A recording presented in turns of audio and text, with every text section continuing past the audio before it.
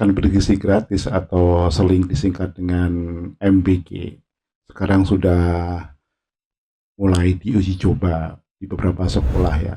Tapi memang belum semua sekolah ya. Maksudnya masih sifatnya pilot project itulah.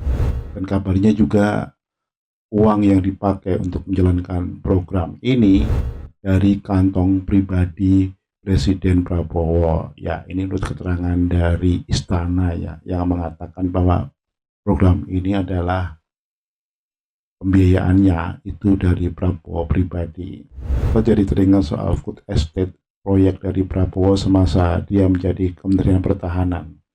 Jadi Menteri Prabowo, Menhan Prabowo pada saat itu juga menjalankan program yang katanya instruksi dari Presiden untuk ketahanan pangan, yaitu membangun food estate atau lumbung pangan di beberapa wilayah.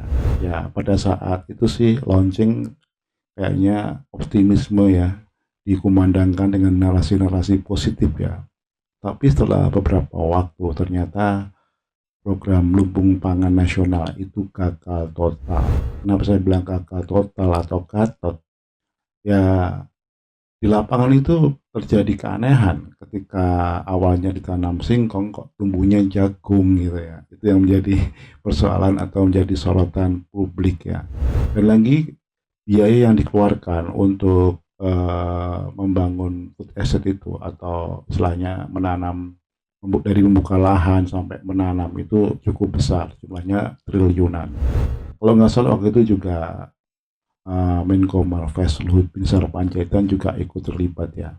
Tapi nggak saat ini program food estate itu nggak tahu lagi juntrungannya kemana. Apakah menghasilkan atau enggak? Yang jelas banyak uang yang sudah terserap di situ tanpa pertanggungjawaban yang jelas kepada rakyat. Nah, salah satu cara untuk ngeles ya waktu itu pihak Prabowo mengatakan bahwa uang yang digunakan untuk proyek food estate itu adalah uangnya pribadi. Nah, sekarang ini juga sama kayaknya ya. Ketika food estate itu gagal, klaimnya itu dari biaya pribadi. Ketika nanti program makan siang bergizi gratis gagal, ya publik akan disodori lagi juga dengan apologi bahwa itu pakai uang pribadi Presiden Prabowo.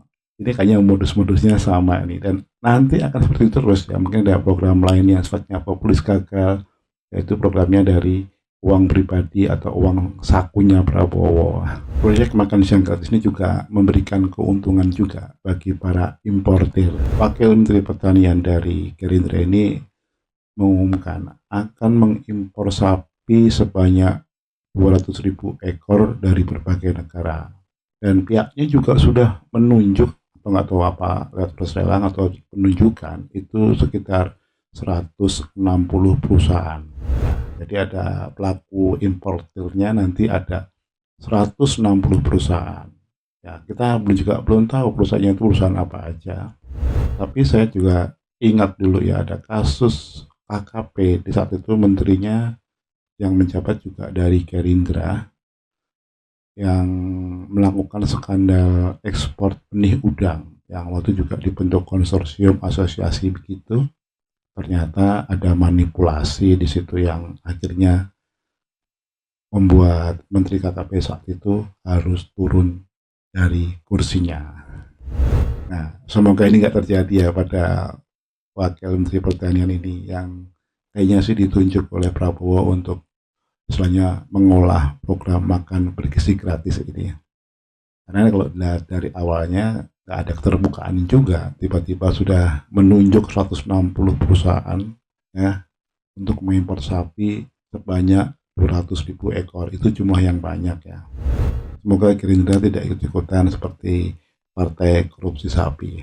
Kalau enggak kan nanti orang berpikir, oh sama aja ya. Nah, ini harusnya menjadi concern juga ya buat pemerintah Gerindra ya. Kayaknya sekarang ini program makan siang gratis itu dieksploitasi untuk mendapatkan keuntungan dari para pemburu rente. Nah, ini harusnya jadi concern nih.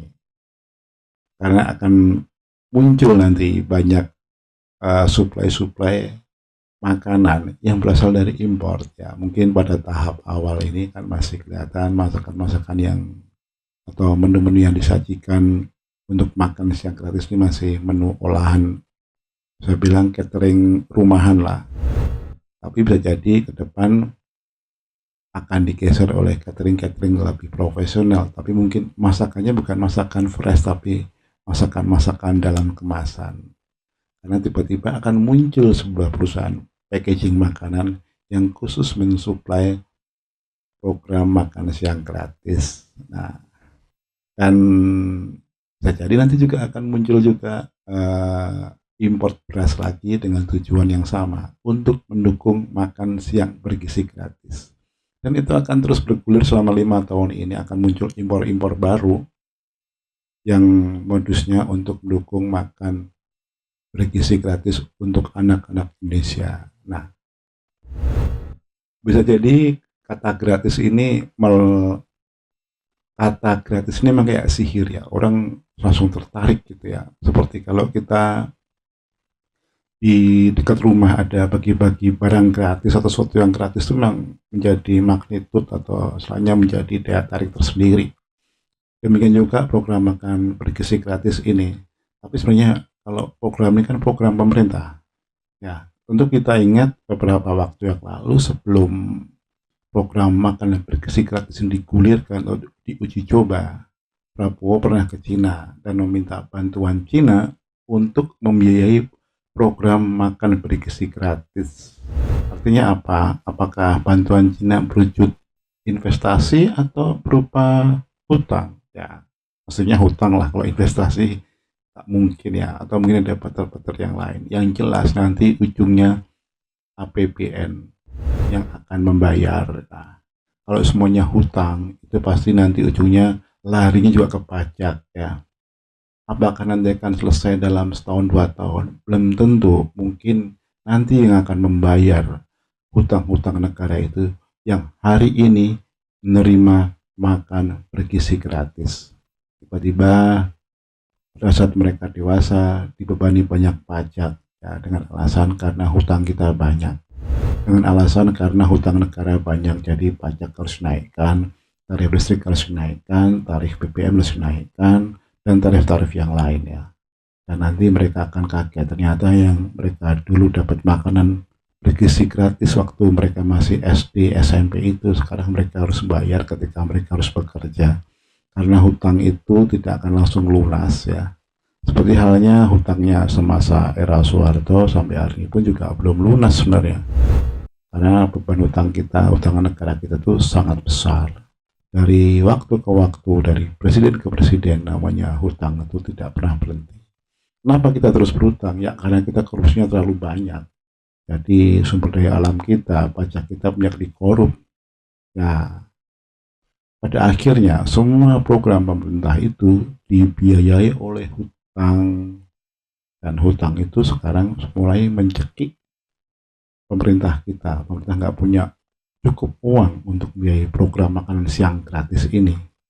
Dan efeknya seperti itulah nantinya. Pajak akan dinaikkan, kemudian tarif listrik akan dinaikkan, harga BBM juga akan naik, belum harga yang lain ya. Mungkin juga biaya pendidikan juga tidak akan diturunkan. Kemudian yang tak kalah penting, iuran BBS juga akan dinaikkan juga ya.